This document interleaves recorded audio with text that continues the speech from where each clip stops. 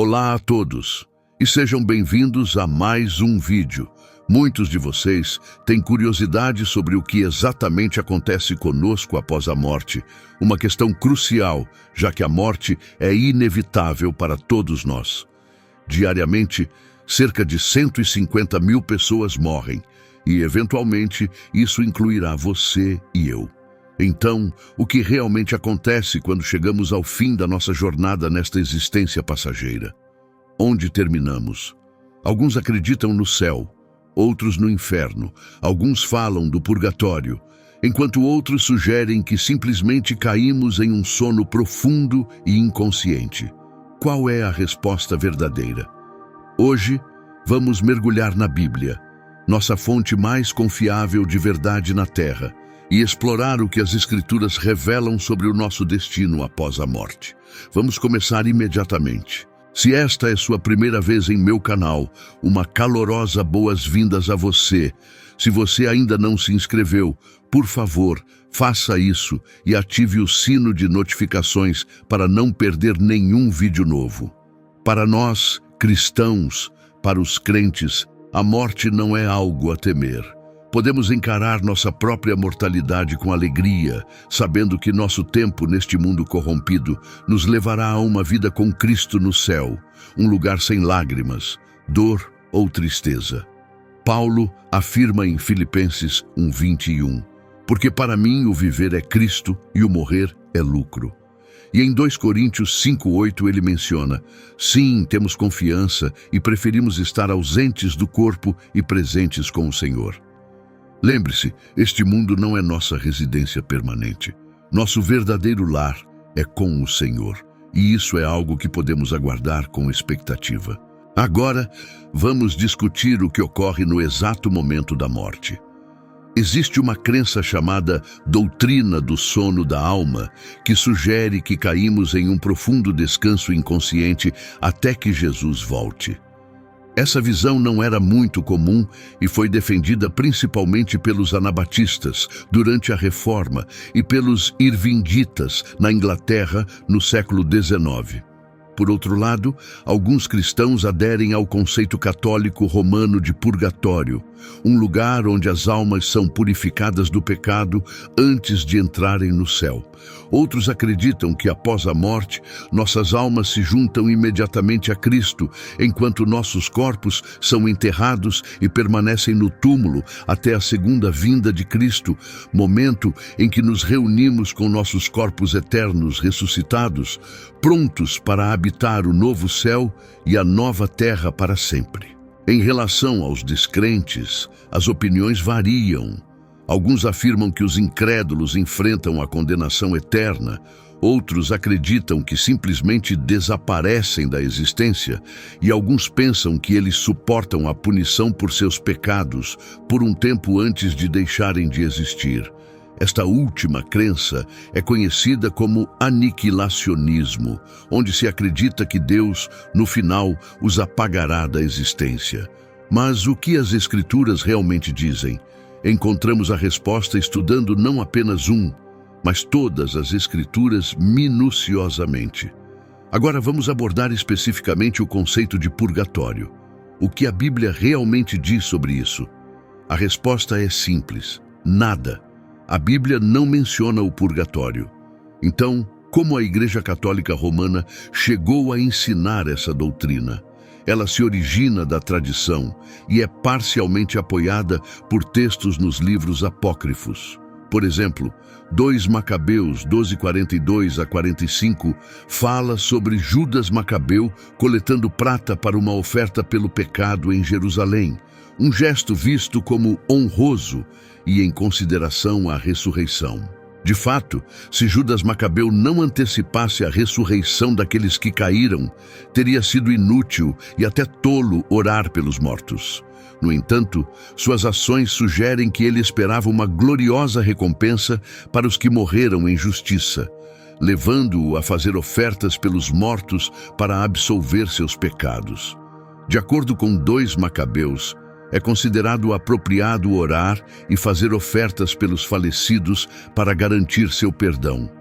Essa postura contrasta com os ensinamentos bíblicos tradicionais, uma vez que os livros apócrifos, incluindo 2 Macabeus, não são considerados parte das escrituras canônicas e, portanto, não têm a mesma autoridade. A Igreja Católica Romana cita o purgatório como uma doutrina baseada parcialmente em tradições e referências em textos apócrifos.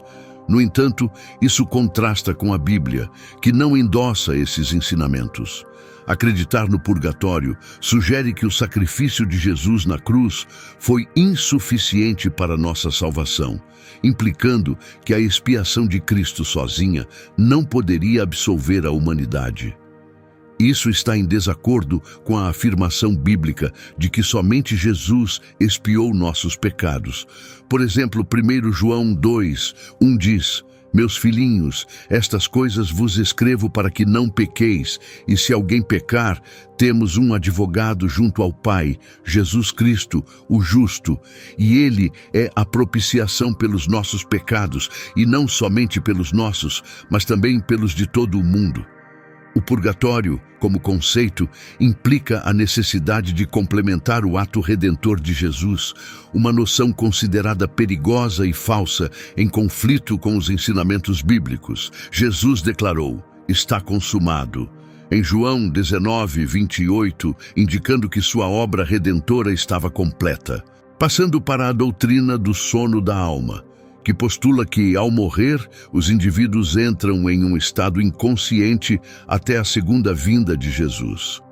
Essa crença não foi amplamente aceita, encontrando aderência principalmente entre grupos como os anabatistas e os irvingitas durante a Reforma e no século XIX. Notavelmente, figuras como João Calvino se opuseram a ela.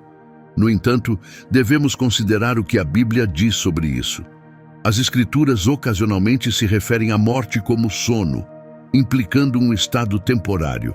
Essa expressão metafórica pode ser encontrada em várias passagens, como 1 Tessalonicenses 4:13, 1 Coríntios 15:6 e Atos 7:60, entre outras. Por outro lado, alguns versículos sugerem que os falecidos não mantêm uma existência consciente, como o Salmo 6, versículo 5 e Eclesiastes 9, versículo 10. Isso indica que, embora a Bíblia use o sono como uma metáfora para a morte, significando sua natureza temporária para os crentes, não significa literalmente uma falta de consciência após a morte. Para aqueles que consideram o conceito de sono da alma, exorto-os a pensar sobre isso. O Salmo 115, versículos 1-7, é frequentemente citado como evidência que apoia o sono da alma. Ele diz: "Os mortos não louvam ao Senhor, nem os que descem ao silêncio." À primeira vista, isso pode sugerir que os mortos estão inconscientes, inativos. Mas se lermos até o versículo 18, encontramos: "Mas nós bendiremos ao Senhor desde agora e para sempre." Isso não implica um período de inconsciência seguido por um despertar com o Senhor. Considere também João 11:11, onde Jesus diz aos seus discípulos: "Nosso amigo Lázaro adormeceu, mas eu vou despertá-lo." Inicialmente, Jesus usa sono como uma metáfora, não para sugerir que a alma de Lázaro estava dormente. Quando os discípulos entendem mal, pensando que Lázaro está apenas descansando, Jesus esclarece: "Lázaro morreu." O termo sono, nesses contextos, não implica que a alma esteja inconsciente, mas serve como uma metáfora para a morte do corpo físico. Nossos corpos podem permanecer dormentes, retornando à terra, como afirmado em Gênesis 3:21. "No suor do teu rosto comerás o pão, até que tornes a terra, porque dela foste tomado, porquanto és pó, e em pó te tornarás."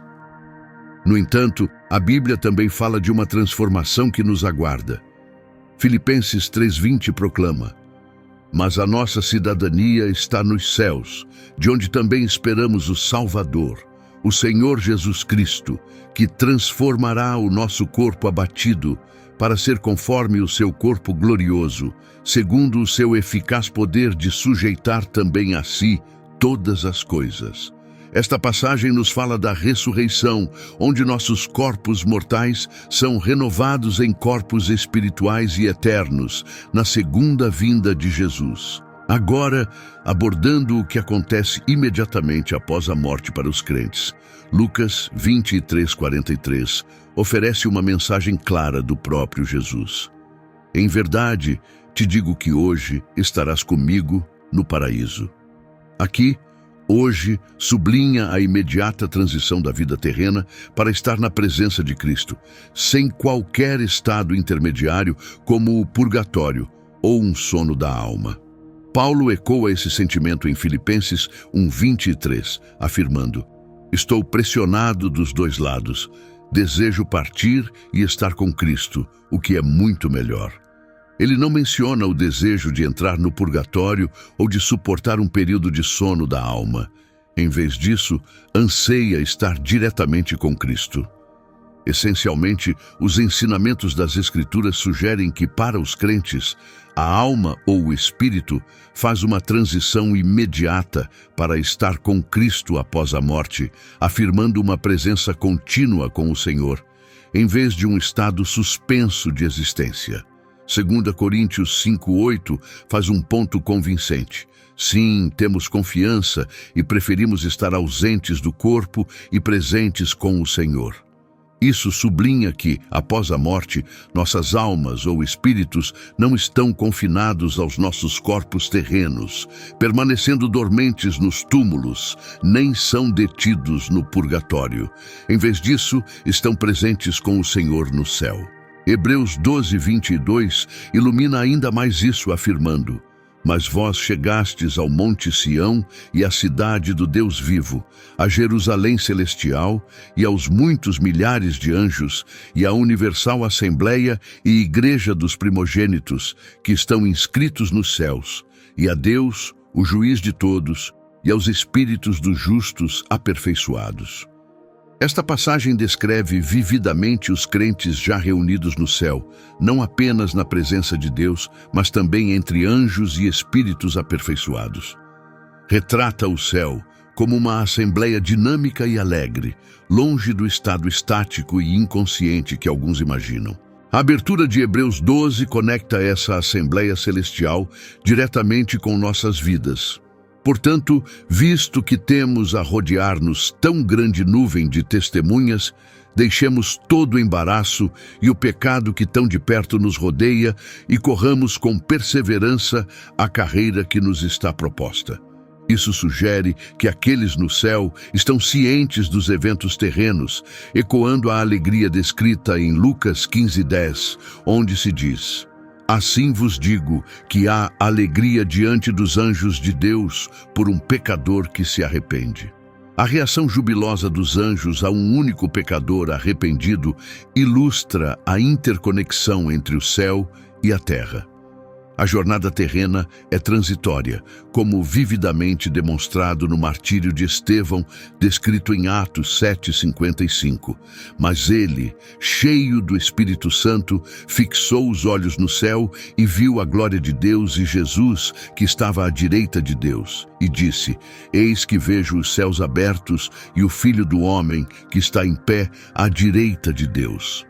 Mesmo em seus momentos finais, Estevão testemunhou a realidade do céu, reforçando que nossa verdadeira casa está além deste mundo temporário. Assim, essas escrituras coletivamente afirmam que nossa existência continua vibrante além da morte física, envolvida com o divino e a hoste celestial, em vez de estar em estados isolados ou inertes, como sugerido por doutrinas como o sono da alma ou o purgatório. A história do martírio de Estevão, conforme descrita em Atos, revela profundas verdades sobre a crença cristã na vida após a morte. Quando Estevão, cheio do Espírito Santo, enfrentou seus algozes, ele confiou confiantemente seu espírito a Jesus Cristo com as palavras: Senhor Jesus, recebe o meu espírito. Isso demonstra uma clara distinção entre o destino de seu espírito e seu corpo físico. No momento em que Estevão declarou essas palavras, seu espírito partiu para estar com Cristo, enquanto seu corpo sucumbiu à morte, descrito metaforicamente como adormecer, até a ressurreição. Este incidente ilustra a doutrina cristã de que, na morte, enquanto o corpo pode dormir ou descansar na terra, o espírito está imediatamente presente com o Senhor.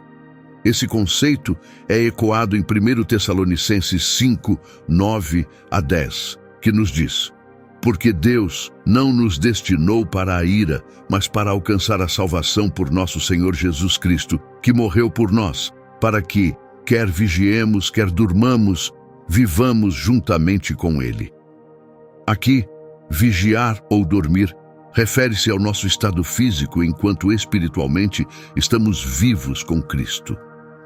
Hebreus 9, 27 reforça isso ao afirmar: e como aos homens está ordenado morrerem uma vez, vindo depois disso o juízo. Para os crentes, esse julgamento não deve ser temido, pois a morte os conduz à presença de Cristo, uma promessa cumprida no momento da morte física. Por outro lado, para os descrentes, a Escritura sugere um destino diferente. A narrativa de Lázaro e o homem rico em Lucas 16, 22 a 23 ilustra esse contraste. Ao morrer, Lázaro é consolado ao lado de Abraão, enquanto o homem rico enfrenta tormentos no Hades, aguardando o julgamento final. Assim, a perspectiva cristã sobre a morte e o pós-vida é clara. Os crentes se juntam imediatamente a Cristo no céu, experimentando alegria e paz eternas, longe da turbulência deste mundo. Em contraste, os descrentes enfrentam um destino terrível, destacando a urgência de aceitar o sacrifício de Cristo para a salvação. Isso não se baseia em tradição humana ou doutrinas fabricadas, mas no testemunho consistente das Escrituras. Se você ainda não o fez, considere hoje como a oportunidade para a salvação. Aceitar Jesus Cristo como seu Senhor e Salvador garante a vida eterna com Ele. Esta mensagem não é apenas teológica, é um convite para assegurar um futuro esperançoso e eterno. Agora vamos orar juntos. É muito importante fazer isso. Senhor Deus, Criador do céu e da terra, Pai de misericórdia e Deus de todo consolo, reunimo-nos hoje em Tua divina presença para buscar Tua orientação e consolo em tempos de incerteza e no fim da vida terrena. Louvamos a Ti por Tua grandeza e Tua soberania sobre todas as coisas. Reconhecemos que cada dia que vivemos é um presente de Tuas mãos, e cada respiração que tomamos é um testemunho de Tua bondade e providência. Pai Santo, nas Escrituras, revelaste os mistérios da vida e da morte e nos mostraste o caminho da salvação através do sacrifício de Teu Filho, Jesus Cristo. Oramos, Senhor, que abras nossos corações para aceitar Tua vontade, ensinando-nos a viver cada dia com a consciência de Tua presença e Tua promessa de vida eterna. Imploramos, ó Deus, que confortes aqueles que estão em dor, que ergas os espíritos quebrantados e que cures os corpos feridos. Traga paz àqueles que enfrentam o fim de sua vida terrena e oferece esperança e consolo às famílias que se preparam para se despedir de seus entes queridos. Senhor, em Tua misericórdia, ouve as orações daqueles que se voltam a Ti em momentos de desespero e tristeza. Guia cada alma através da jornada da vida com Tua luz e verdade, mostrando o caminho que leva à Tua morada celestial, onde não haverá mais dor, nem choro, nem lamento, mas apenas paz eterna ao Teu lado. Concede-nos, ó Senhor, a força para enfrentar cada desafio com coragem e a sabedoria para reconhecer as oportunidades de crescer em fé e amor por Ti e pelo nosso próximo. Ajuda-nos a levar Tua luz e amor ao mundo, testemunhando Tua graça e bondade em cada ação que realizamos. Concluímos esta oração com um coração cheio de confiança em Tua bondade infinita e justiça, sabendo que estás conosco em cada momento de nossas vidas e que Tua amor nos envolverá para sempre, até o dia em que nos receberás em Tua gloriosa presença. por Cristo nosso Senhor. Amém. Obrigado por assistir a esta discussão. Se você achou este vídeo útil, por favor, curta, compartilhe e se inscreva para mais conteúdo edificante. Fique à vontade para deixar quaisquer perguntas ou comentários abaixo e que Deus o abençoe até nos encontrarmos novamente.